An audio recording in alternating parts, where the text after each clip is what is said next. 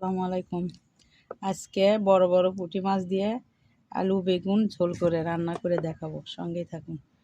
আগে এই মাছটা আমি ভেজে নিব, নিয়ে তারপরে তরকারি রান্না করব, সঙ্গেই থাকুন। এই যে মাছের জন্য তেল ঢেলে দিলাম,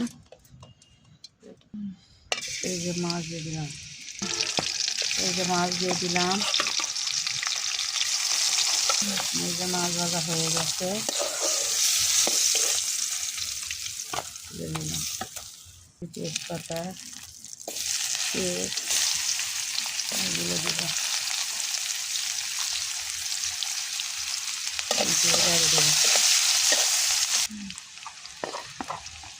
এই যে পেঁয়াজ মরিচ ভাজা হয়ে গেছে, একটু আদা রসুন দিলাম, তারপরে পরিমাণ মতো গুঁড়ো মরিচ দিলাম, যেরকম যাই ঝাল খান ওইভাবে দেবেন। তারপরে এই তো হলুদের গুঁড়ো দিলাম, এই তো লবণ দিলাম। মশলাটা আমি কষে নেব, একটু পানি দিলাম।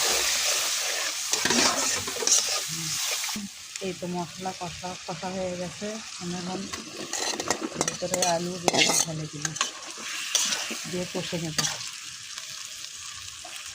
তরকারি কষানো হয়েছে, টমেটোটাগুলো এখন দিলাম, টমেটো সেটা যেন পাকা তো গেলে যাবে, এই জন্য আর একটু কষে নেব টমেটো দেওয়ার পরে, তারপরে ঝোলে পানি দেব। এই তো কষানিটা হয়ে গেছে, এখন পানি দিয়ে নেব।